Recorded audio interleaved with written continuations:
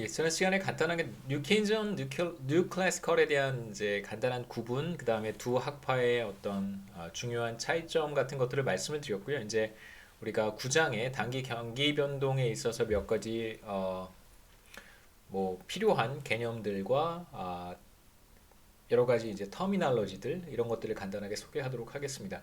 그래서 장기에 우리가 지금까지 봤던 뭐 이제 뭐 지금까지 뭐 인플레이션은 조금 다를 수도 있겠습니다만 대체로 이제 인플레이션까지 뭐 솔로우 성장 모형, 라머 모형, 그다음에 이제 인플레이션 이런 여러 가지 토픽들은 사실상 이제 장기 모형에 우리가 해당한다고 이야기할 수 있고요.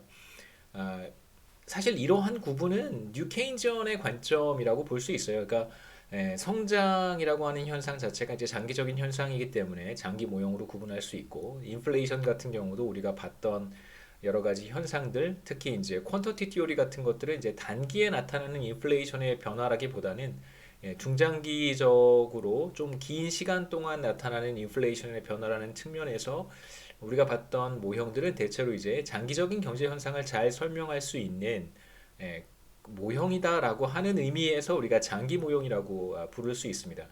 그렇다고 해서 단기적인 경제 현상을 전혀 설명하지 못하는가 꼭 그렇지는 않습니다. 그렇기 때문에 이런 어떤 모형은 장기 모형이고 어떤 모형은 단기 모형이다라고 구분하는 것은 사실상 큰 의미는 없고요. 여기서 이제 장기 모형, 롱런 매크로 모형이라는 표현을 쓰는 이유는 사실 뉴케인지언적인 관점이라고 생각하셔도 괜찮습니다. 그래서 저는 그래서 굳이 뭐 장기 모형과 단기 모형이 구분이 되는 거라고 생각하지는 않아요. 말씀드렸듯이 장기적인 현상을 더 잘 설명할 수도 있는 것이고 단기적인 현상을 더 잘 설명할 수도 있는 것입니다. 그래서 장기 모형을 우리가 사용하는 이유는 뭐냐면 장기적인 경제 성장에 나타나는 이유라든가 인플레이션의 장기적인 수준을 찾기 위해서 장기적인 모형을 쓰는 것이고, 단기 모형을 쓰는 이유는 뭐 당연하겠죠. 단기적인 현상을 설명하기 위해서 단기 모형을 쓰는 것입니다.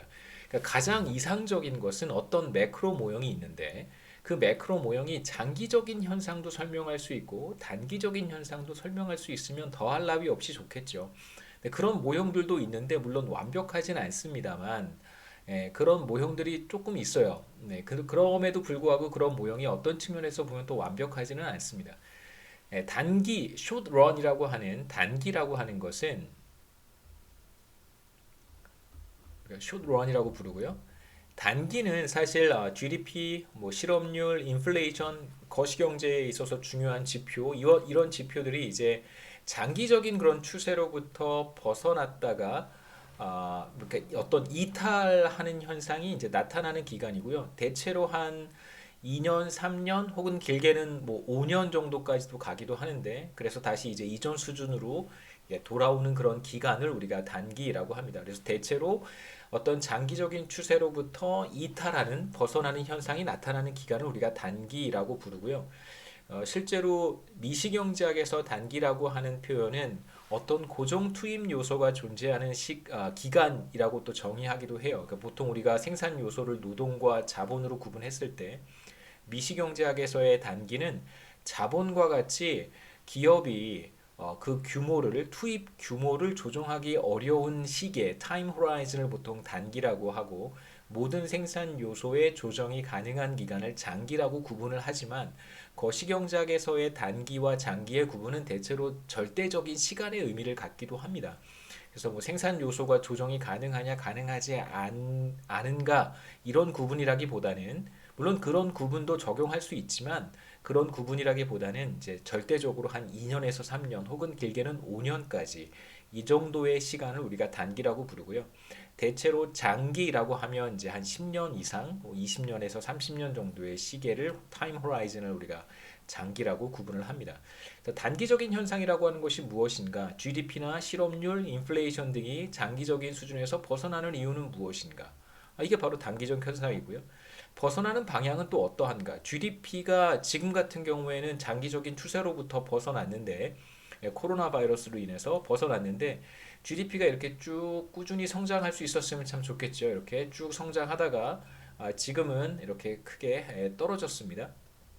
자, 이러한 상황에서 다른 거시경제 변수들은 어떠한 방향으로 움직이는가? 그러니까 GDP와 같은 방향으로 움직이는가? 만약 그렇다면 그러한 변수들은 프로시클리컬하다.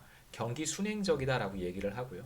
그러니까 대표적으로 소비라든가 투자라든가 고용과 같은 지표들은 GDP가 장기적인 추세로부터 아래쪽으로 벗어났을 때 고용, 소비, 투자 이런 지표들도 같은 방향으로 대체로 반드시 그렇다는 뜻은 아니고요. 대체로 10중 한 10번 중에 6번, 7번 정도만 그렇게 같이 움직여도 대체로 경기 순행적이다, 프로시클리컬하다고 얘기를 합니다.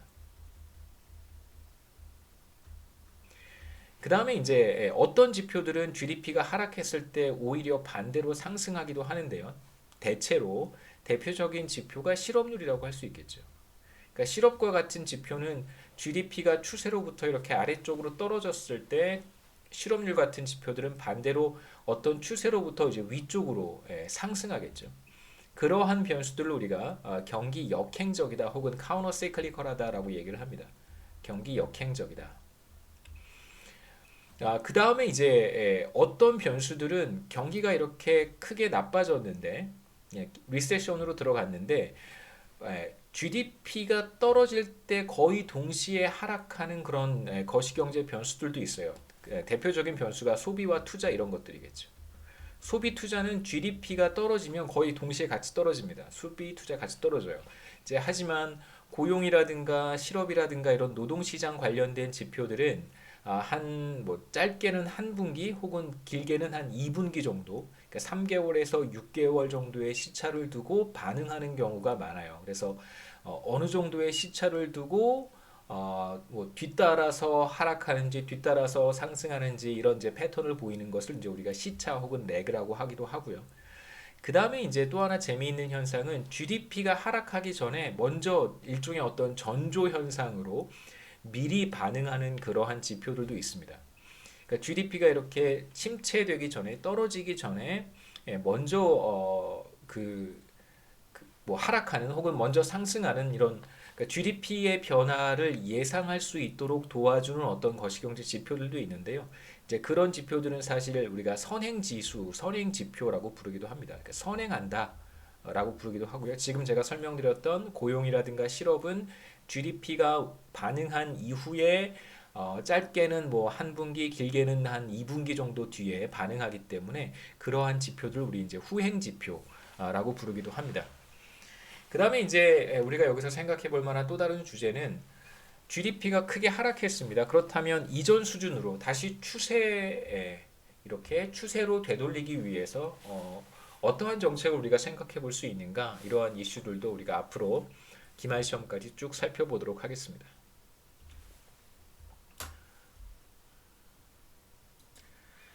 우리가 단기적인 현상에 대한 이야기를 할 때 GDP가 추세로부터 장기적인 추세로부터 벗어나는 뭐 그런 이야기들을 했었는데요. 이렇게 장기적인 추세로부터 벗어나는 이제 그렇다면 어떤 장기적인 추세가 있을 텐데 자, 이러한 장기적인 추세와 밀접한 관련이 있는 개념이 바로 잠재 GDP 혹은 포텐셜 GDP라고 우리가 이야기를 합니다. 그래서 포텐셜 GDP라고 하는 것은 한 나라의 경제가 모든 투입 요소를 완전 활용하고 모든 가격이 신축적일 때 생산해낼 수 있는 산출량 수준으로 이제 우리가 정의를 해요. 그래서 두 가지 중요한 개념은 모든 투입 요소, 노동과 자본을 완전 활용하고요. 그 다음에 이제 모든 가격이 신축적일 때, 가격 경직성 반대되는 개념이 가격 경직성인데 이제 가격이 경직적이지 않은 경우에 생산해낼 수 있는 도달할 수 있는 산출량 수준이고요.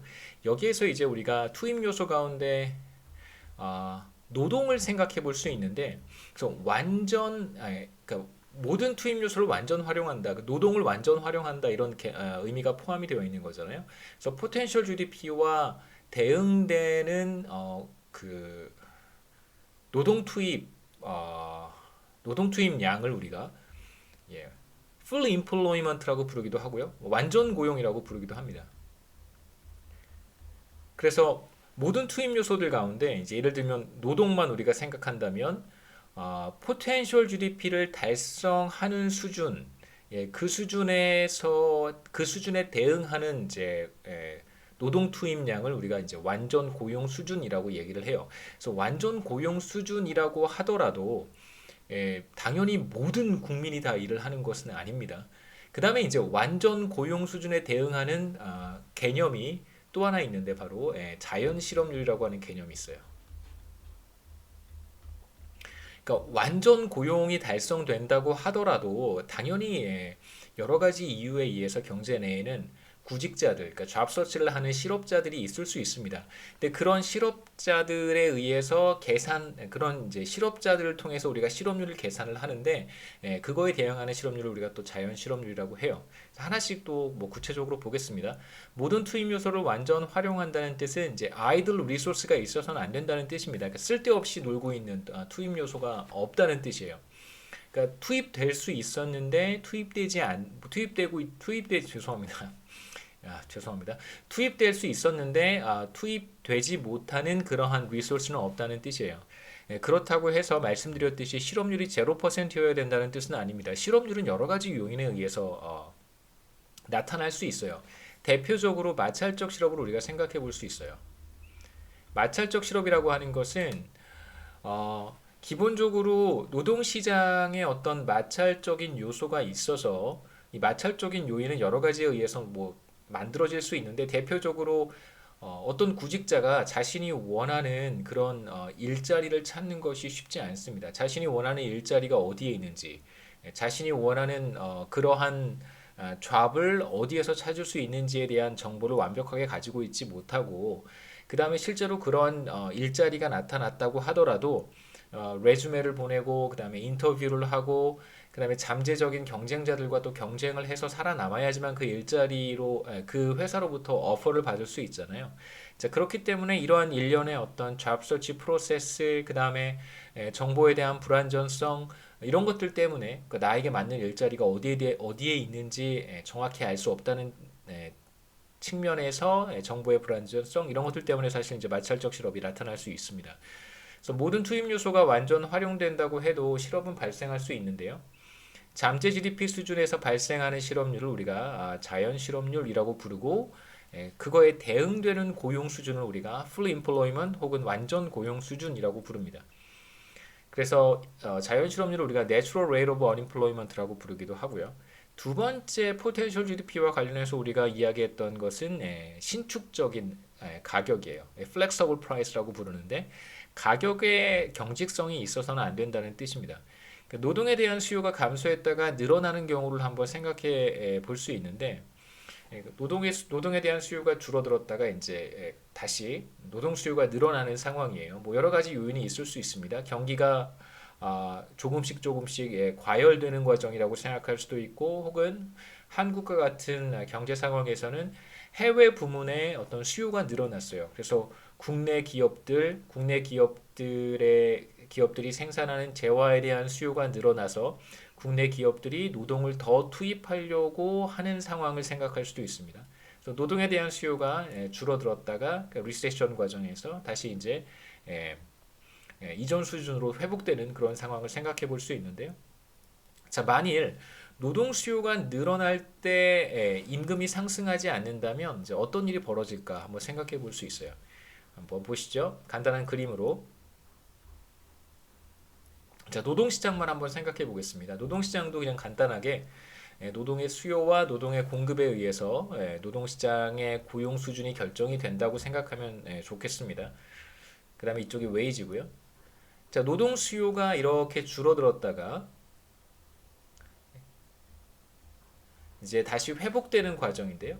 노동의 수요가 줄어들었습니다. 그래서 웨이지는 이렇게 수요와 공급이 같아지는 수준에서 수요 곡선과 공급 곡선이 만나는 수준에서 결정이 됐어요. 자, 그런데 이러한 상황에서 만일 여러 가지 요인에 의해서 노동시장의 수요가 확대되고 있어요. 수요 곡선이 바깥쪽으로 이동합니다. 자, 그러면 가격이 즉각적으로 조정이 된다면 적어도 상당한 경직성이 존재하지 않는다면 그러면 이제 새로운 균형으로 웨이지는 상승해야 될 거예요. 자, 그런데 만일 이제 임금이 경직적이어서 상승하지 않는다면 그렇다면 이 상태로 계속 머물러 있을 거고요. 이 상태로 머물러 있다면 어떤 문제가 생기냐면요. 웨이지가 상승하지 못하니까 사람들은 일을 더 하려고 하지 않을 거예요. 웨이지가 그러니까 노동 공급 곡선이라고 하는 것이 노동 공급 곡선이라고 하는 것이 웨이지에 대해서 우상향한다고 제가 그림을 그렸는데 그것에 대한 의미는 웨이지가 상승할 때 더 많은 사람들이 일을 하려고 한다라고 하는 사실을 보여주는 것이죠. 하지만 웨이지가 상승하지 못한다면 사람들이 노동 투입량을, 노동 공급량을, 노동 시간을 늘리지 않거나 일을 하기 위해서 노동 시장에 들어오는 사람들이 없을 거예요. 그렇다면 기업은 노동 수요가 늘어났지만 노동을 더 투입하려고 해도 이제 투입하지 못하는 그런 상황이 발생합니다. 그래서 총 노동 시간은 늘어나지 못하고요. 웨이지가 상승하지 못하니까 뭐 어떤 요인에 뭐 웨이지가 왜 상승하지 못하는가는 여기서 중요하지 않고요. 만약에 가격이 신축적이지 못하다면, 그래서 노동의 가격이라고 하는 웨이지가 신축적이지 못하다면, 그렇다면 노동에 대한 수요가 확대될 때 노동 투입량이 늘어나지 못하고, 다시 말해서 총 노동 시간이 늘어나지 못하고, 총 노동 시간이 늘어나지 못하면 더 많이 생산해 낼 수 없잖아요. 그렇기 때문에 생산이 늘어나지 못해요. 따라서 경제가 회복되는 과정에서, 이전 수준으로 돌아가는 과정에서 웨이지가 신축적이지 못하다면, 적어도 노동의 가격이 신축적이지 못하다면 이전 수준의 GDP, 뭐 예를 들면 이전 수준의 GDP가 포텐셜 GDP였다고 한다면 포텐셜 GDP 수준으로 돌아가지 못하는 그런 문제가 생길 수 있습니다.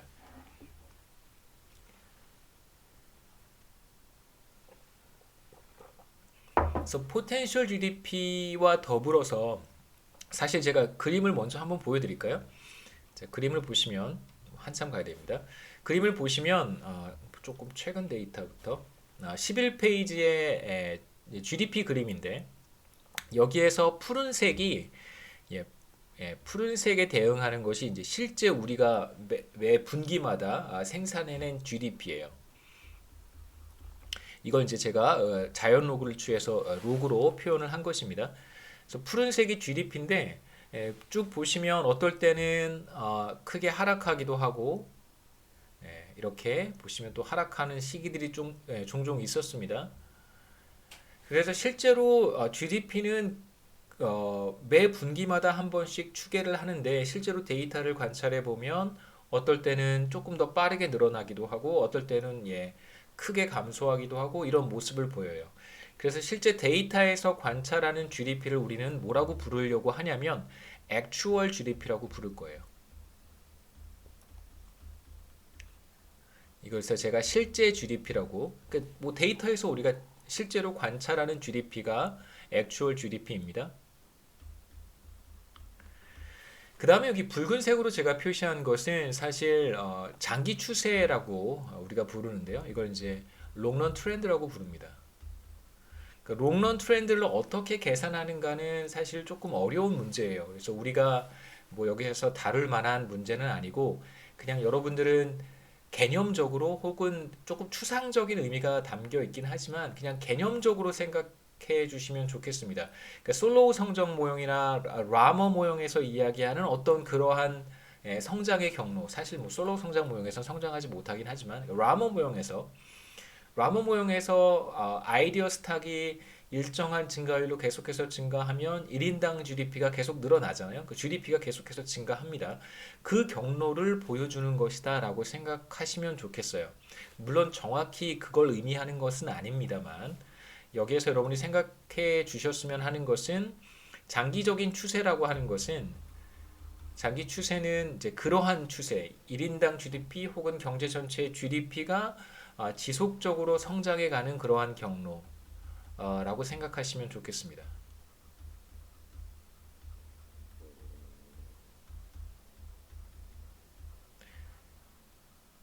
그러니까 실제로 지금 여기에서 제가 붉은색으로 그림을 그린 이 장기 추세, 이 원래 이름은 장기 추세예요.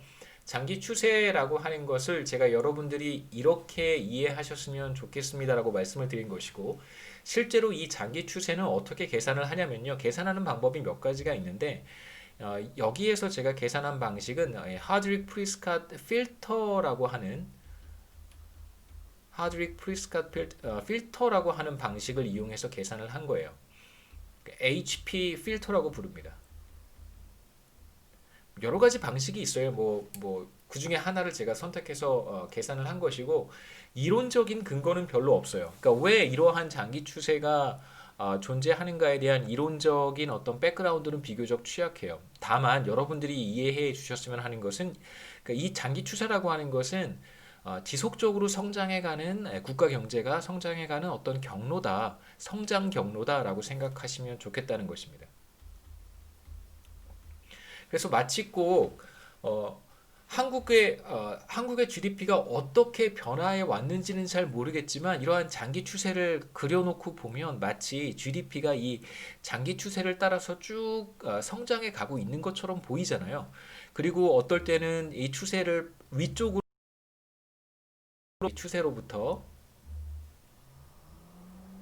추세로부터 이렇게 위쪽으로 벗어나기도 하고 또는 어떨 때는 추세로부터 아래쪽으로 벗어나기도 해요. 이제 이런 모습을 보인다는 거예요. 그래서 우리가 예, 이러한 추세를 잠재 GDP라고 여러분 이해해 주셨으면 좋겠습니다. 바로 이게 잠재 GDP라고 부르겠습니다. 물론 여기서 이제 중요한 것은 우리가 이 장기 추세를 잠재 GDP라고 부르지 않아요. 그러니까 거시경제학을 하는 사람들은 이 포텐셜 GDP라고 하는 것을 실제로 통계적인 기법을 써서 비교적 정교한 통계 기법을 사용을 해서 포텐셜 GDP라고 하는 것을 찾아냅니다. 그러니까 이런 방식으로 하드윅 프리스캇 필터라고 하는 것을 계산을 해서 이게 포텐셜 GDP다라고 하지 않고요.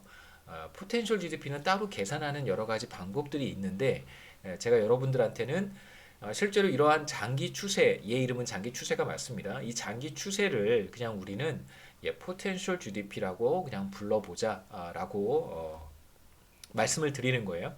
다시 한번 말씀드리면 얘 이름은 장기 추세인데 이 장기 추세가 반드시 포텐셜 GDP와 같지는 않습니다. 다만 여러분들은 이 장기 추세를 포텐셜 GDP와 같다고 생각해도 괜찮다는 거예요. 돌아가겠습니다.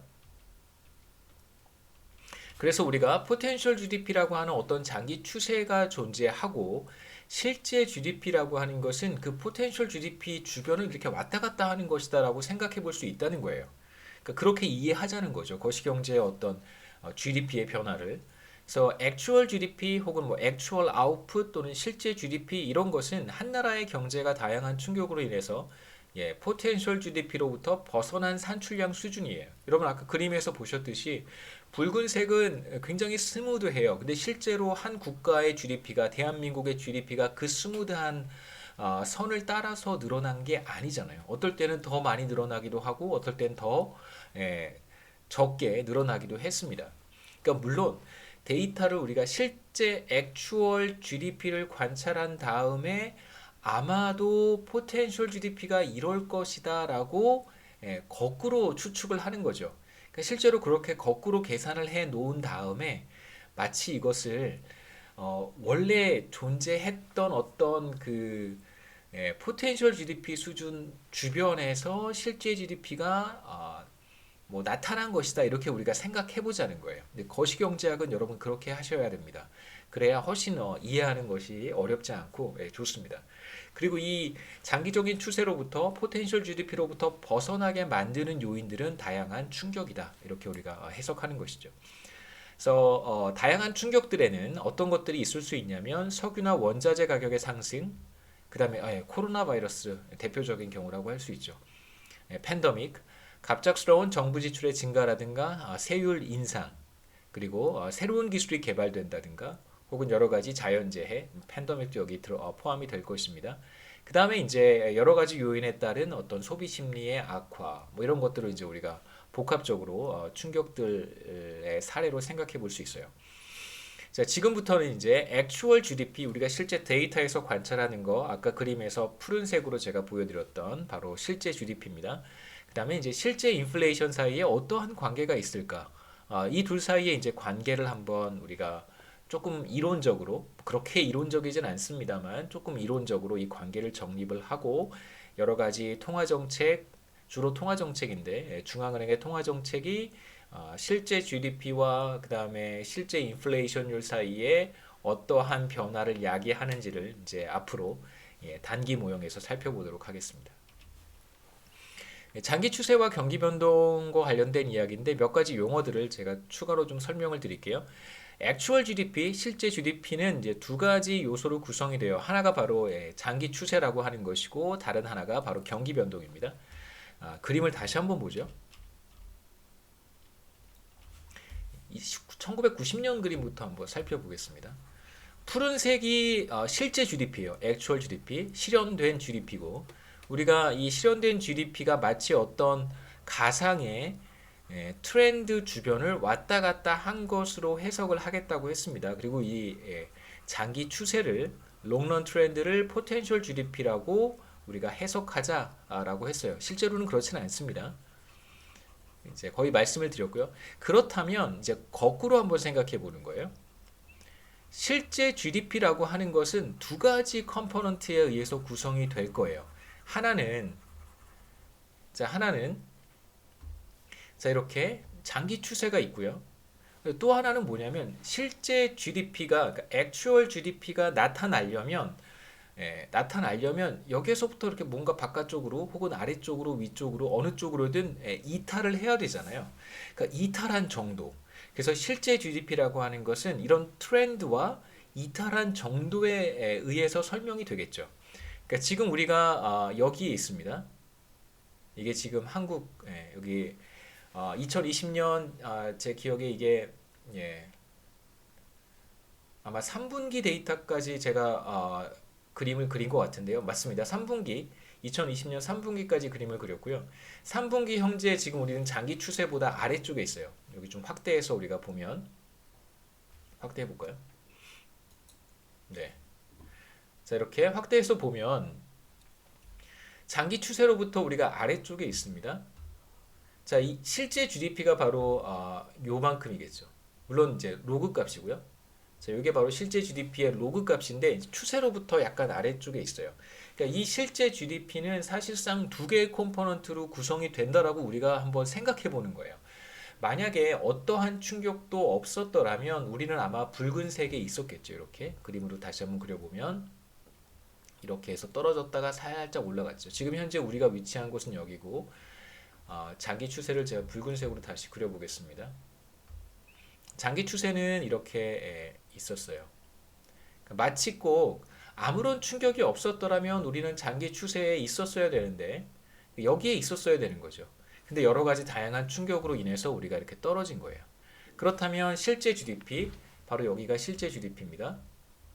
실제 GDP라고 하는 것은 장기적인 추세가 주어져 있고 거기로부터 얼마만큼의 충격이 발생해서 얼마만큼 벗어났는가에 의해서 설명될 수 있어요. 그러니까 지금 현재 우리의 위치는 어떤 기준이 되는 포텐셜 GDP라고 하는 것이 주어지고 거기에서부터 얼마만큼 벗어났는가 이 두 가지에 의해서 설명할 수 있다는 것이죠. 그래서 포텐셜 GDP와 혹은 장기 추세 GDP와 얼마만큼 벗어났는지 벗어난 정도 이 두 가지만 알면 우리는 그러니까 2020년 3분기 그러니까 3, 4분기죠. 그러니까 third quarter의 potential GDP와 그다음에 third quarter의 벗어난 정도 이걸 이제 deviation이라고 부르는데 이 벗어난 정도가 얼마만큼인지 우리가 알면 두 값을 알면 두 개를 더해서 실제 GDP를 찾을 수 있습니다. 이제 그런 뜻이고요. 다시 돌아가서요. 실제 GDP는 두 가지 컴포넌트로 구성이 돼요. 하나가 바로 롱런 트렌드, 다른 하나가 바로 벗어난 정도를 의미하는 플럭추에이션 혹은 경기 변동 이 두 가지에 의해서 우리가 설명할 수 있습니다. 장기 추세는 여러 가지 이름으로 우리가 다시 바꿔서 불러볼 수도 있는데요. 롱런 트렌드라는 표현이 있고 우리가 이것을 여기에서는 포텐셜 GDP로 부르기로 했습니다. 하지만 이제 포텐셜 GDP라고 하는 것은 또 조금 다른 개념이기 때문에 이 둘을 그냥 같다고 생각하지 마시고요. 그냥 우리는 우리 컨텍스트에서 이 둘을 구분하지 않고 그냥 이제 막 아무렇게나 사용해 보겠다 이렇게 제가 말씀을 드렸어요. 그 다음에 장기 추세를 또 우리가 뭐라고 부르기도 하냐면 slow moving 하는 컴포넌트. 그러니까 비교적 이렇게 슬로우하게 움직이잖아요. 그러니까 뭐 지진이 발생하면 여러 가지 이제 주파가 발생하는데 그 어떤 파동이 이런 파동도 있고요. 여러분도 저보다 다 지질학 이런 거 더 잘 아실 테니까 저도 제가 뭐 잘 모르지만 이렇게 보면 지진이 나면 여러 가지의 파동이 동시에 이제 발생하는데 조금 이렇게 천천히 오는 파동도 있고 비교적 이렇게 막 빠르게 오는 파동도 있습니다. 여러 개의 파동이 동시에 오죠. 근데 지금 여러분 제가 그림으로 보여드렸듯이 롱런 트렌드라고 하는 것은 이런 식의 어떤 파동과 되게 비슷하잖아요. 그렇기 때문에 이런 파동을 우리가 slow moving component라고 부르기도 하고 그 다음에 이제 low frequency component라고 부르기도 해요. 그러니까 이러한 파동을 그러니까 저주파라고 해서 low frequency라고 부르기도 합니다. 그 다음에 이제 경기 변동에 대응하는 여러 가지 용어들도 있는데 이것들도 사실은 뭐 크게 구분하지 않고 막 섞어서 사용해도 괜찮아요. 저도 그렇게 사용을 하겠습니다. Short run fluctuations라고 부르기도 하고요. 단기 경기 변동이란 뜻이죠. 단기 변동. 그 다음에 이것을 business cycles라고 부르기도 해요. business cycles가 이제 보편적으로 사용하는 경기 변동이라는 뜻입니다. 단기 경기 변동이고요. 그 다음에 cyclical component는 그러니까 뭐 경기적인 요소 이런 거죠. 경기적인 요소, 뭐 주기적인 요소 이런 뜻인데 직역을 하면 그냥 경기 변동분이에요. 그러니까 추세에 해당하는 게 있을 거고요. 그러니까 트렌드 컴포넌트라고 하는 게 있을 거고 그거에 대응되는 게 이렇게 왔다 갔다 하는 게 바로 주기적인 요소일 테니까 이걸 우리가 그냥 경기 변동분 이렇게 표현을 합니다. 그래서 cyclical component라고 부르기도 하고 그 다음에 이제 detrended output이라는 표현도 쓰는데요. 여기서 detrended라고 하는 것은 그러니까 트렌드를 제거했다라는 뜻입니다. 그러니까 트렌드를 제거하고 나면 어떤 그림이 되는지는 제가 나중에 또 보여드릴게요. 그래서 경기 변동분을 트렌드를 제거한 산출량 수준이란 의미에서 추세 제거분이라고 표현해도 괜찮아요. 그 추세를 제거한 거예요. 그 다음에 뭐 우리가 자주 쓰는 표현은 short run output이라고 하는 표현도 쓸 거예요. 단기 산출량, 단기 GDP 이런 표현도 쓰겠습니다. 그래서 아마 우리 9장, 10장, 11장에서 제가 가장 많이 쓰는 표현은 단기 GDP일 거예요. 그래서 잠재 GDP 혹은 potential GDP 또는 경기 변동분에 대해서는 제가 단기 GDP, short run output 이 표현을 제가 번갈아 가면서 쓰겠습니다. 그 다음에 이제 GDP 갭이라고 하는 표현도 쓰는데요. 자, 이것은 그 실제 GDP가 potential GDP로부터 얼마만큼 떨어져 있는지 그 떨어진 차이를 의미하는 거예요. 보통 이제 로그의 차이로 표현을 하긴 하지만 그래서 potential GDP와 실제 GDP 사이의 차이고요. 그래서 이것을 보통 이제 퍼센트로 표현한 것을 GDP 갭 혹은 뭐 산출량 갭, 아웃풋 갭 이렇게 표현하기도 합니다. 다 비슷한 의미예요. 조금 다른 것들도 있긴 있는데 뭐 여러분들은 그걸 크게 구분하지 않고 사용하셔도 괜찮습니다.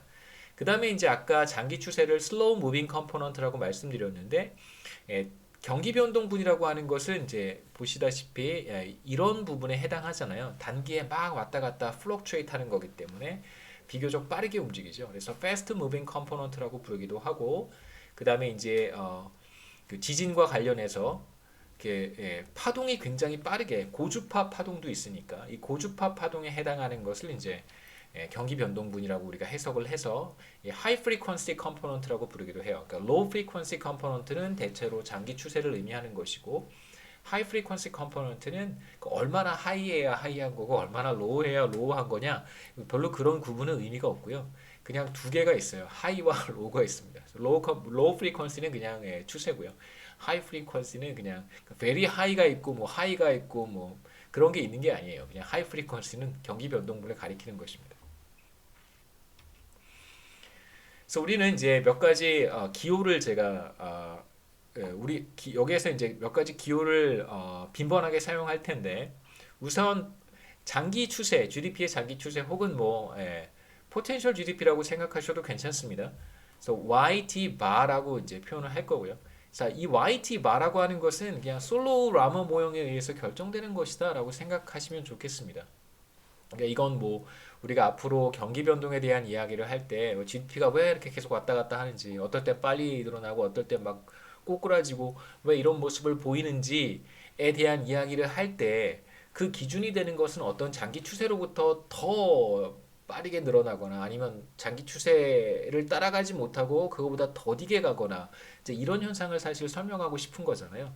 그런데 이제 그 기준이 되는 롱런 트렌드라고 하는 것은 마치 꼭 우리가 앞서 봤던 솔로 라머 모형에 의해서 결정이 되는 거예요. 그러니까 아이디어 스탁의 증가율에 의해서 GDP의 어떤 롱런 트렌드가 결정이 되는 것이다라고 생각하시면 좋겠습니다. 그 다음에 이제 실제 GDP는 아까도 말씀드렸듯이 이 롱런 트렌드라고 하는 거, 포텐셜 GDP와 첫 번째, 두 번째는 경기 변동분에 의해서 구성이 되는 것이다라고 말씀을 드렸어요. 그래서 이 둘을 더하면 우리가 실제 GDP를 얻을 수 있다고 했습니다. 실제 GDP를 제가 YT라고 쓸 거고요. 바로 포텐셜 GDP와 경기 변동분의 이제 합으로 표현할 수 있어요. 근데 여기에서 이제 제가 그냥 대충 말씀드린 것이고 경기 변동분은 실제로 우리가 정확히 계산을 해낼 수 있습니다. 어떤 식으로 계산을 하냐면 실제 GDP YT가 장기적인 추세 YT 바로부터 몇 퍼센트 벗어났는지 그러니까 퍼센티지 디비에이션으로 혹은 퍼센티지 체인지로 측정을 합니다. 실제로 그렇게 해요. 그래서 우리가 퍼센티지 변화분을 어떻게 계산하냐면 T 시점에 실제 GDP 예를 들면 2020년 3분기에 3분기에 실제 GDP를 우리가 데이터로부터 구할 수 있습니다. 그 다음에 이제 포텐셜 GDP라고 하는 것은 데이터에 나와 있진 않지만 제가 아까 말씀드렸던 것처럼 잘 스무드한 이런 장기 추세를 그려볼 수 있어요. 뭐 하드릭 프리스캇 필터 같은 걸 이용해서 스무드하게 트렌드를 우리가 그려볼 수 있습니다. 그래서 그 트렌드 값을 뽑아오면 되겠죠. 3분기에 해당하는 이 장기 추세 값을 우리가 이용을 하고요. 그걸 빼주고 그 다음에 다시 3분기 죄송합니다. 장기 추세 값을 나눠주면 그러면 이제 우리가 2020년 3분기에 GDP가 몇 퍼센트 하락했는가 그러니까 트렌드로부터 몇 퍼센트 벗어났는가 지금 우리가 밑으로 벗어났으니까요. 하락했다고 제가 말씀드린 거고 만약 우리가 트렌드보다 위에 있었더라면 제가 상승했다고 말씀을 드렸을 거예요. 지금 우리는 트렌드보다 밑에 있다는 걸 확인을 했으니까 몇 퍼센트 하락했는지 우리가 정확히 얘기할 수 있습니다. 자, 그걸 우리가 YT head이라고 표현을 할게요. 그래서 YT bar는 potential GDP, YT는 우리가 데이터에서 관찰하는 actual GDP, 그 다음에 YT hat은 percentage change 혹은 percentage deviation을 가리키는 것입니다. 경기 변동분이에요. 바로 이게 경기 변동분이에요. 예를 하나 생각해 보겠습니다. T기에 actual GDP가 303조 원이었고요. potential GDP가 300조 원이다라고 한번 해보죠. 그러면 간단하게 계산할 수 있겠죠. 303조 마이너스 300조 나누기 300조 하면 됩니다. 303 마이너스 300은 3조고요. 3조를 300조로 나누면 대략 0.01이 되니까 이걸 우리가 퍼센트로 표현하면 곱하기 100 해서 1%라고 얘기하면 됩니다. 그래서 1% 벗어난 것이다. 근데 다시 여기 첫 번째 식으로 돌아가서요. 제가 여기에다가 이걸 YT 해시라고 쓰지 않은 이유가 있어요. 왜냐하면 이게 YT는 1%잖아요. 근데 포텐셜 GDP 더하기 1%는 사실 계산이 안 되는 값이에요. 그건 뭐 그냥 포텐셜 GDP에다가 1%를 더해봐야 그냥 포텐셜 GDP죠. 그래서 여기 이런 식으로 계산하지 않고요. 정확한 식은 제가 여러분들한테 경기 변동분이라고 하는 걸 더한 것이다라고 하는 걸 설명하기 위해서 이렇게 표현한 것이고 정확한 계산은 이렇습니다. 실제 GDP는 포텐셜 GDP 곱하기 1 플러스 경기 변동분 이거예요. GDP 퍼센티지 디비에이션 YT head 이렇게 계산을 합니다. 그러니까 이 식은 여기에서부터 온 거예요.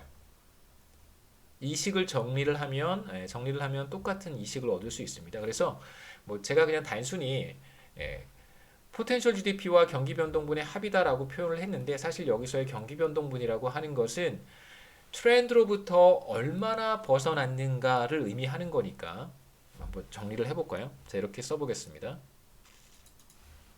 정리를 좀 해야겠죠? 자, 우리가 액추얼 GDP와 포텐셜 GDP를 알고 있을 때 퍼센티지 디비에이션을 이렇게 계산한다고 했습니다. 이렇게 계산하면 되고요. 그래서 뭐 303조, 300조 이기잼플 하나 살펴봤고요. 이 식을 한번 정리를 해보면 어떻게 한번 해볼까요? 양변에 YT 바를 곱해 보겠습니다. 그러면 left hand side는 이렇게 되겠죠. YT 바의 potential GDP 곱하기 경기 변동분 percentage deviation. 그다음에 이쪽은 분자만 남을 거예요. 자, 그다음에 양변에 potential GDP를 더해 줍니다. 자, 그 이유는 저는 이제 오른쪽에 실제 GDP만 남기고 싶어서 그래요. 다시 한번 정리를 해보면 이렇게 쓸 수 있겠죠. potential GDP 곱하기 percentage deviation 플러스 potential GDP는 actual GDP와 같습니다. 그래서 이걸 이제 얘를 왼쪽에 쓰고 얘를 오른쪽에 한번 써볼게요. 자, 이 값 왼쪽은 보시면 YT 바 있으니까 이렇게 정리해 볼 수 있겠죠. YT 바 1 플러스 YT의 head 이렇게 간단하게 정리할 수 있습니다. 그래서 따라서 우리가 얻은 결과는 뭐냐면 actual GDP라고 하는 것은 potential GDP 곱하기 something인데 이 something이 의미하는 것이 바로 1 플러스 percentage deviation이고요. 자, 만약에 이걸 이렇게 정리하지 않고 그대로 남겨둔다면 자, 여기 이 식을 다시 한번 보시죠. 이 식을 제가 여기다 다시 한번 똑같이 써보겠습니다. 왼쪽에 actual GDP를 쓰고 오른쪽에 자, 이걸 먼저 썼어요. 그 다음에 이쪽을 이어서 쓰면 실제 GDP가 되고요. 그 다음에 이게 바로 potential GDP가 되고 이쪽이 바로 경기변동분이라는 뜻이에요. 이게 경기변동분입니다. 이게 왜 경기변동분이냐면 그러니까 실제로 potential GDP 곱하기 예를 들면 1%인 거잖아요. 그러니까 우리 이그젬플에서 이게 303조라고 했고 이게 300조라고 했습니다. 그랬더니 YT 햇이 얼마였냐면 1%였었어요. 그러니까 실제로 한번 계산해 보면 300조 원의 1%, 300 곱하기 1%는 300 곱하기 0.01이니까 0.01이니까 정확히 이게 3조 원이 되는 거예요. 그러니까 경기 변동분이라고 하는 것은 단순히 우리가 이제 앞으로는 퍼센트로 표현을 하겠지만 제가 이 식에서 보여드리고 싶었던 것은 이 첫 번째 식에서 제가 여러분들 여기죠. 여기서 제가 여러분들께 말씀드리고 싶었던 것은 뭐냐면 그러니까 실제 GDP라고 하는 것은 포텐셜 GDP와 포텐셜 GDP로부터 몇 퍼센트나 벗어났는가를 보여주는 경기 변동분이다. 이걸 이제 보여드리고 싶었던 것이고요. 경기 변동분 자체가 이 자체가 YT 햇을 의미하는 것은 아닙니다. 그래서 정확한 계산은 이 경기 변동분은 뭘 의미하냐면 포텐셜 GDP 곱하기 바로 퍼센티지 디비에이션을 의미하는 것이겠죠. 이렇게 여러분 생각하시면 되겠습니다. 여기 간단하게 계산을 했는데요. 이걸 이제 로그를 취해서도 우리가 계산할 수 있어요. 이것도 제가 다시 한번 해보겠습니다.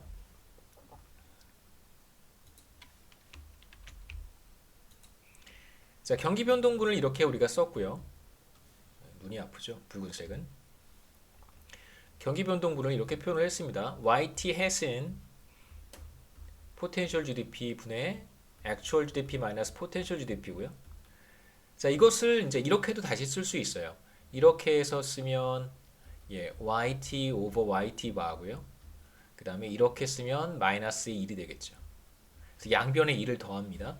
그러면 이 식은 이렇게도 쓸 수 있어요. 1 플러스 percentage deviation 그 다음에 YT over YT 바 actual GDP 나누기 potential GDP가 되겠죠.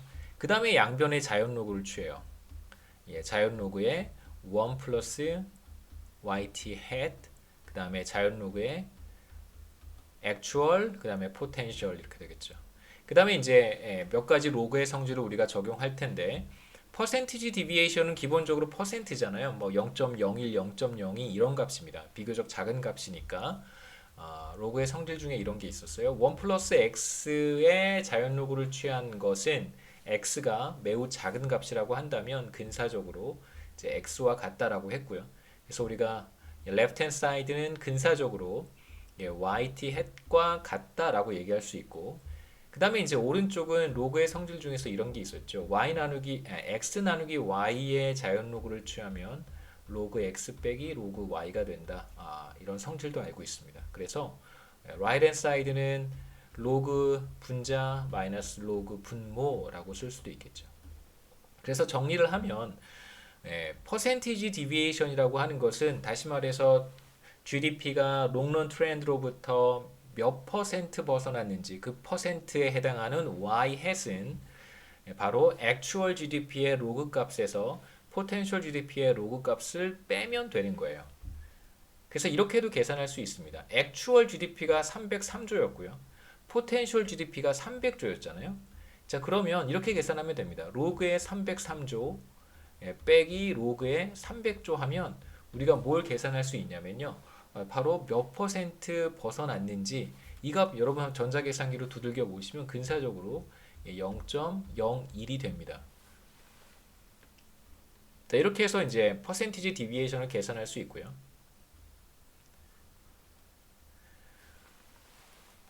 뭐 데이터를 그대로 우리가 이용하면 돼요. 데이터를 그러니까 GDP에다가 로그를 취해서 그림을 그려보고 그 다음에 이제 그러한 로그를 우리가 이렇게 로그로 그림을 그린 다음에 GDP의 어떤 장기적인 추세를 우리가 잘 찾아서 그걸 이렇게 빼내면 되는 것이죠. 이런 뜻입니다. 실제로 이렇게 그림을 그렸더니 GDP가 이렇게 변해요. 이게 이제 로그 GDP라고 한번 생각해 보죠. 로그 GDP, 다시 말해서 로그의 YT입니다. 로그 GDP예요. 자, 그런 다음에 이 로그 GDP를 잘 설명하는 어떤 장기 추세를 찾아보는 거예요. 포텐셜 GDP를 찾아봅니다. 그게 바로 붉은색 직선이라고 한번 생각해 보시고요.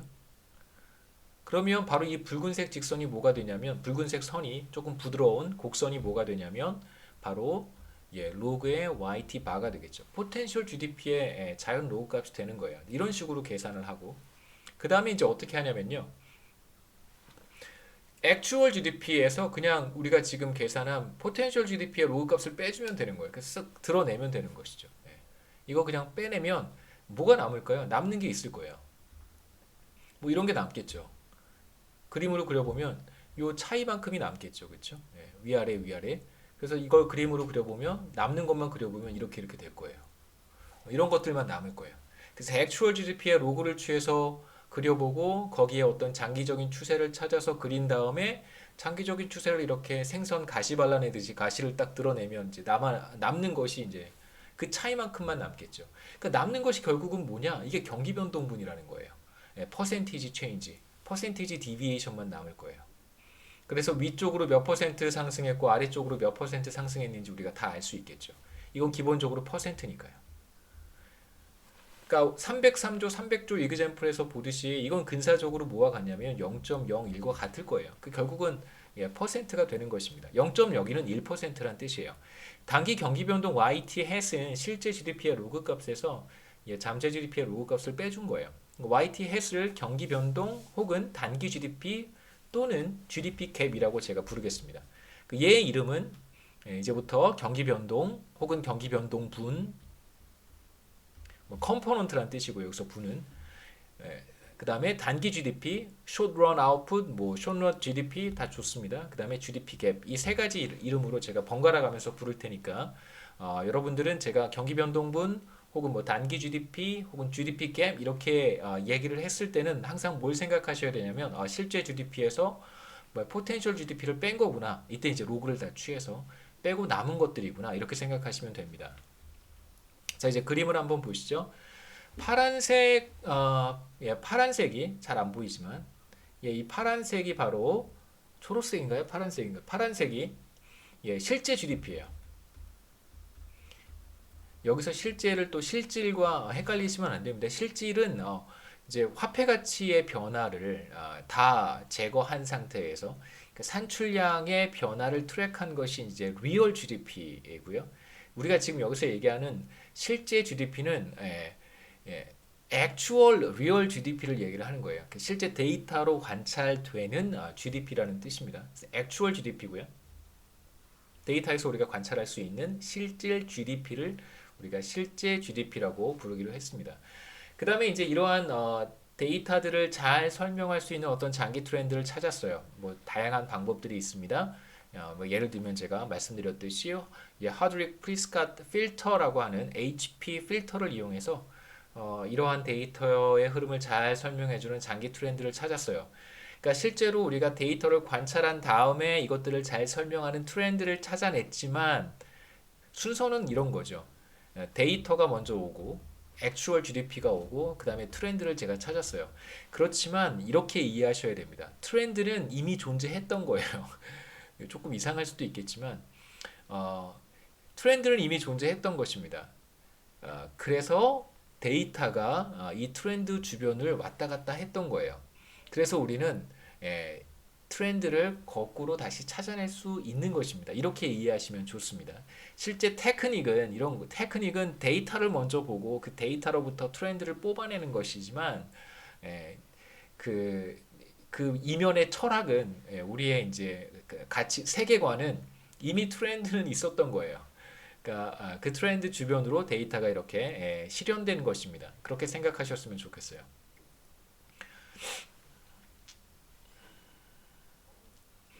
그러니까 뭐 이런 비유가 적절할지 모르겠지만 신이 인간을 만들었습니다.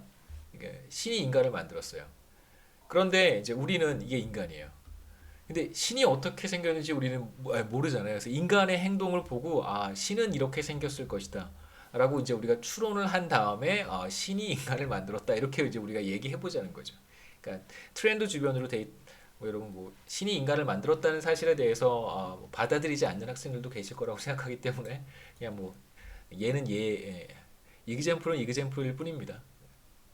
크게 거부감을 갖지 않으셨으면 좋겠고요.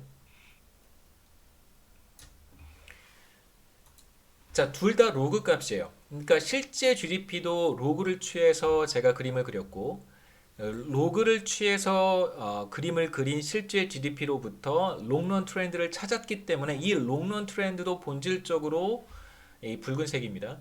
이 붉은색도 본질적으로 로그의 YT 바를 의미하는 거예요. 그러니까 포텐셜 GDP의 로그 값을 의미하는 거예요. 이제 액추얼 GDP에서 이렇게 포텐셜 GDP 롱런 트렌드를 이렇게 뽑아내면 드러내면 뭐만 남을까요? 드러내면 이제 이런 차이들만 남겠죠. 이런 차이들. 우리 그림에서 보이는 이런 차이들만 남을 거예요. 자, 한번 드러내 봤습니다. 보시면 이런 차이만 남죠.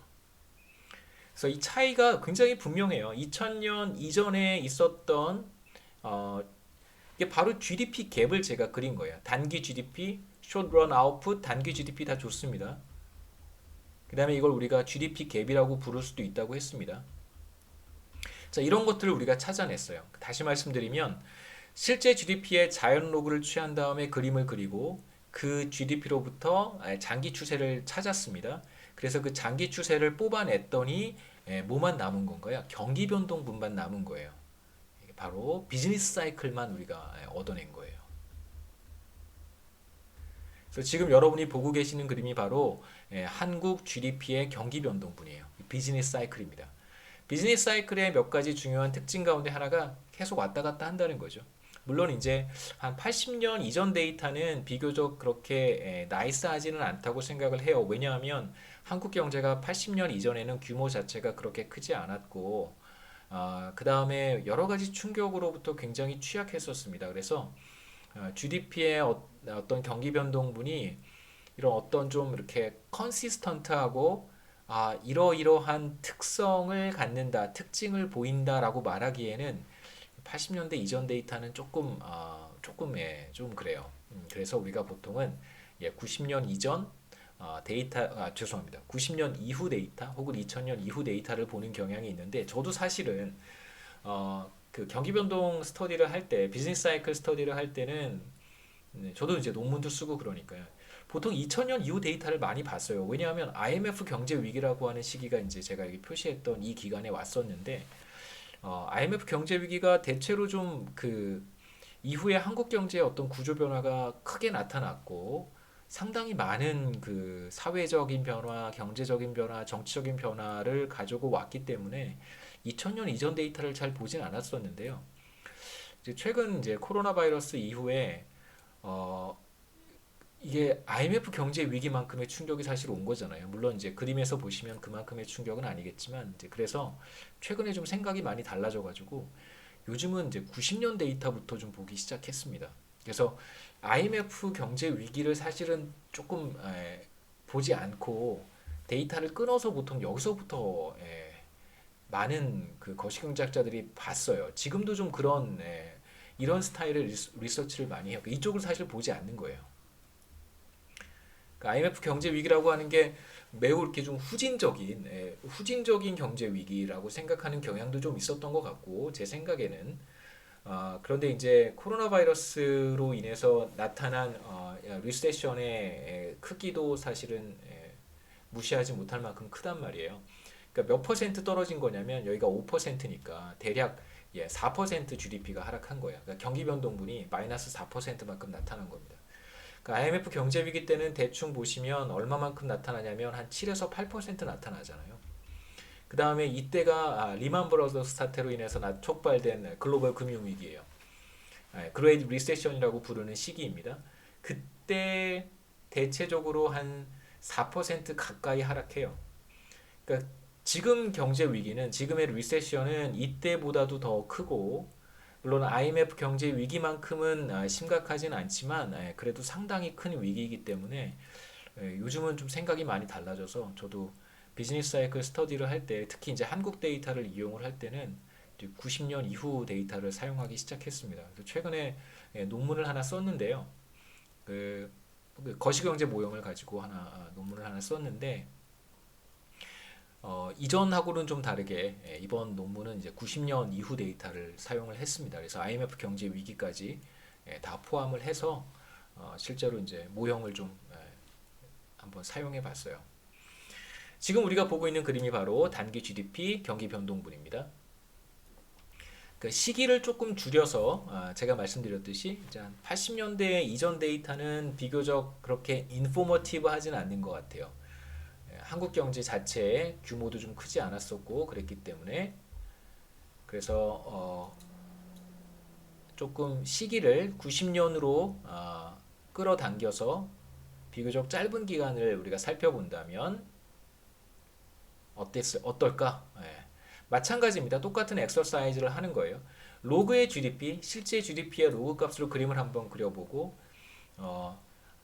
트렌드를 찾아보는 것이죠. 롱런 트렌드 혹은 포텐셜 GDP를 한번 찾아봤어요. 그게 바로 붉은 선입니다. 이제 이 붉은 선을 제거하고 나면 남는 것이 바로 퍼센티지 디비에이션, 경기 변동분 혹은 단기 GDP가 되겠죠. 보시다시피 여러분 IMF 경제 위기고요. 그 다음에 두 번째 커다란 위기였던 글로벌 금융위기, 그 다음에 지금 우리가 직면하고 있는 예, 팬더믹, 팬더믹이 사실 좀 더 정확한 표현이죠. 더 팬더믹입니다. 대체로 위기의 정도는 글로벌 금융위기보다 글로벌 금융위기가 비슷하고요. 이제 막대 그래프가 한 분기를 의미한다고 생각하시면 돼요. 근데 이제 글로벌 금융위기 기간은 상당히 길었어요. 막대 그래프가 하나, 둘, 셋, 넷, 다섯, 한 6개 정도 보이죠? 네, 5개 정도인가요? 5개 정도. 그러니까 한 1년 정도 조금 지속이 됐던 리세션이라고 이제 생각하시면 되고 앞으로 어떻게 될지는 잘 모르겠습니다만 지금 여기 막대 그래프는 이제 2개 정도 2분기, 3분기, 그러니까 2분기 때 굉장히 크게 하락했고요. 3분기는 이제 그나마 조금 회복되는 모습을 보이고 있는데 4분기 그다음에 내년 1분기까지 어떻게 변화하느냐에 따라서 좀 양상은 달라질 것 같아요. 저는 이제 그 동영상을 하루 전에 이제 제작을 하는데 아마 뭐 여러분들은 그 수요일 오전에 이제 동영상을 시청하실 것 같고 지금 시간은 이제 화요일 11월 10일 화요일입니다. 오늘 아침에 이제 일어났더니 파이저에서 코로나 바이러스 백신 개발을 했는데 90% 이상의 이제 효능을 보인다라고 하는 이제 보도가 나와서 뭐 모르겠습니다. 어떻게 될지는. 예. 그래서 우리가 이제 경기 변동부를 본다면 붐도 있고요. 이게 바로 붐이죠, 붐. 이쪽이 리세션이에요. 리세션도 있습니다. 그래서 우리는 지금 2분기 연속으로 GDP가 크게 하락했기 때문에 리세션이 맞고요. 리세션이라는 표현 써도 괜찮습니다만 정치인들은 별로 안 좋아하는 것 같아요. 정부나 정치인들은 그 경제 상황이 나쁘다고 얘기하는 거에 대한 거부감이 있기 때문에 리세션을 리세션이라고 말하면 되죠. 뭐 홍길동도 아니고. 네. 리세션이고 대체로 한 4% 정도 GDP 갭 확인이 됩니다. 그래서 이 변동분을 우리가 찾을 수 있다는 뜻이고요. 인플레이션에 대한 이야기로 넘어가겠습니다. 이제 우리가 GDP, 그다음에 뭐 포텐셜 GDP, GDP 갭, 단기 GDP죠. 경기 변동분 이런 얘기들을 쭉 했고요. 이제 인플레이션에 대한 이야기로 넘어와서 사실 우리가 궁극적으로 하려고 하는 것은 GDP의 변동분, 단기 GDP와 그러니까 인플레이션율의 변화분, 그러니까 인플레이션이 왜 이렇게 시시각각 변하는지 이 둘 사이의 관계가 분명히 있어요. 이 둘 사이의 관계를 한번 설명해 보는 것입니다. 파이T가 바로 T기의 액추얼 인플레이션율이라고 하고요. 우리가 소비자 물가 지수가 몇 퍼센트 상승했는지 우리 알 수 있잖아요. 바로 그 값이에요. 파이T가 T기의 실제 인플레이션율이고 이런 지표를 하나 만들어 보겠습니다. T-1기와 T기 사이의 인플레이션율의 변화, 그러니까 변화분이에요. 변화분. 그래서 이거는 변화율을 계산하는 게 아니라 몇 퍼센트 포인트 변화했는가. 그러니까 예를 들어서 물가 상승률이 지금은 너무 낮으니까요.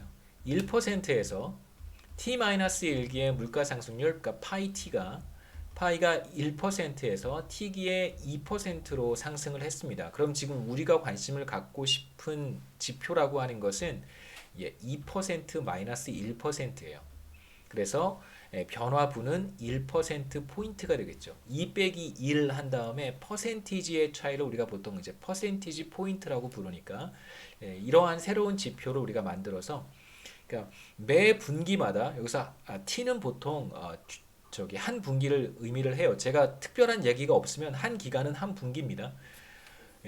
분기별로 물가 상승률이 몇 퍼센트 포인트 변화했는가를 한번 계산해 보겠다는 거예요. 자, 이제 장기 인플레이션율이라고 하는 게 있는데 그게 바로 우리가 8장에서 얘기했던 퀀터티 티오리에 의해서 설명이 되는 그러한 물가 상승률을 장기 인플레이션율이라고 생각하셨으면 좋겠습니다. 자, 이제 장기 인플레이션율이라고 하는 게 있어요. 그러니까 그림으로 제가 따로 그림을 준비를 했습니다. 인플레이션율 그림을 그렸는데 장기 인플레이션율이라고 하는 것이 마치 꼭 죄송합니다. 마치 꼭 이것도 데이터가 사실 90년 이후부터 보면 더 좋을 것 같아요.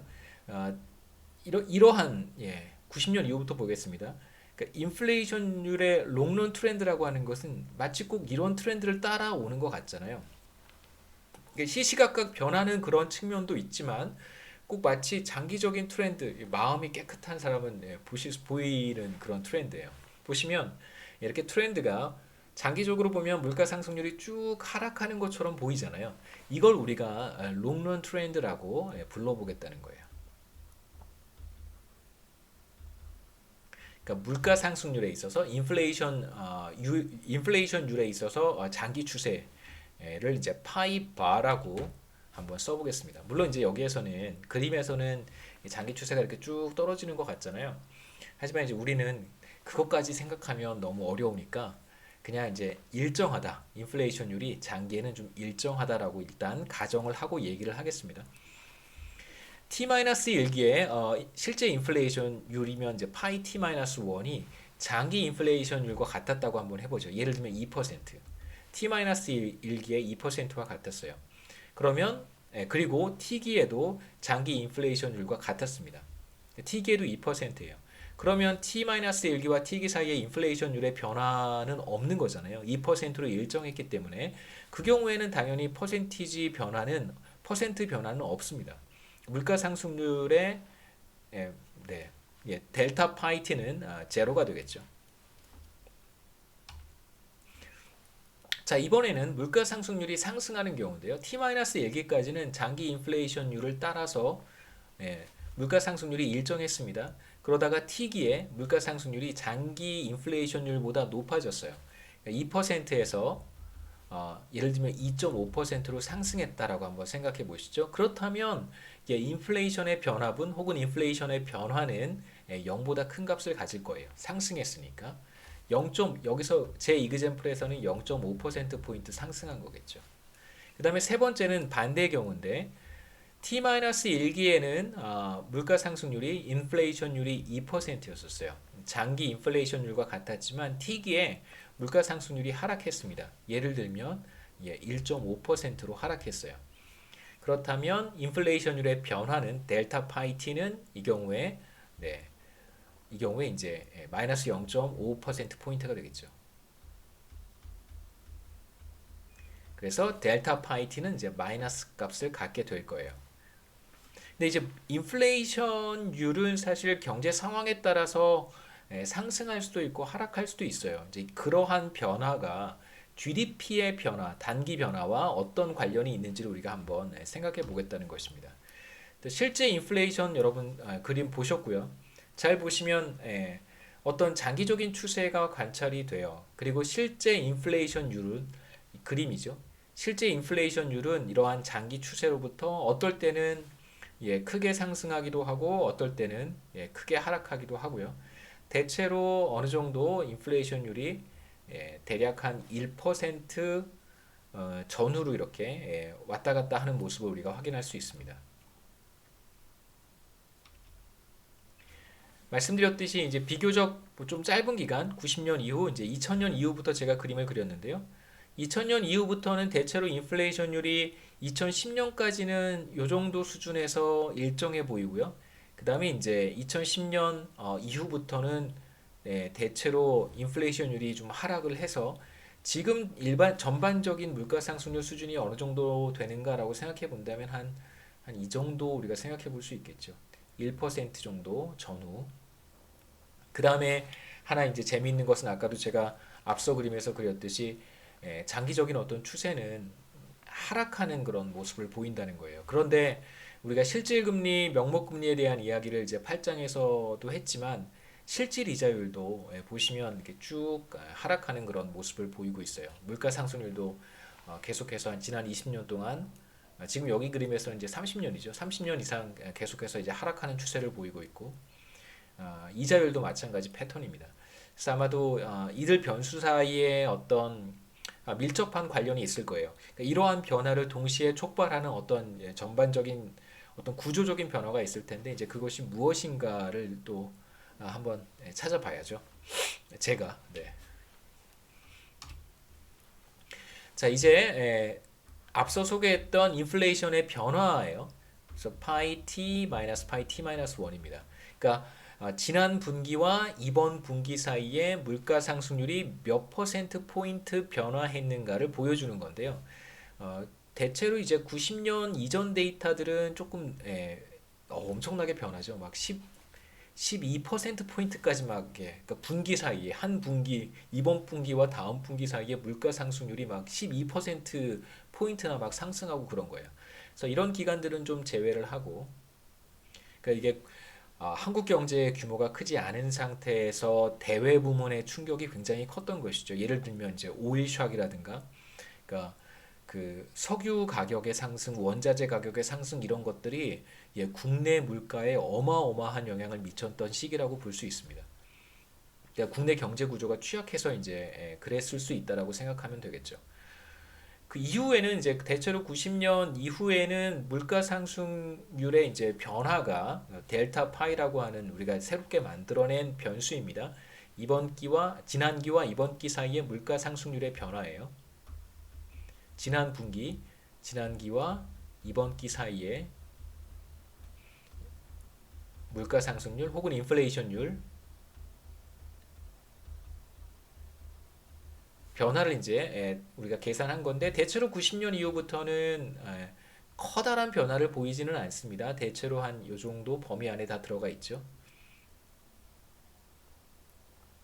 유독 변화가 심했던 시기가 바로 IMF 경제 위기. 그 IMF 경제 위기는 사실 데이터에 그대로 다 남아 있어요. 얼마나 여러분들은 잘 모르시겠지만 부모님들 통해서 한번 들어보시면 많은 사람들, 대한민국 국민 중에 그 시기를 겪었던 많은 사람들이 아마 깊이 아마 그 마음속에 혹은 이제 머릿속에 그 깊이 각인되어 있는 충격 중에 하나고요. 제 생각에는 지금 팬데믹도 이제 여러분들에게 깊이 아마 각인되는 그런 뭐 경제적인 측면에서뿐만이 아니라 거시경제 측면에서뿐만이 아니라 뭐 사회, 문화 뭐 여러 측면에서 정치 여러 측면에서 굉장히 그 깊은 네, 예, 뭐 각인되는 뇌 속에 아니면 뭐 마음 속에 온몸으로 뭐, 뭐 체감할 수밖에 없는 그런 변화의 시기이기도 하죠.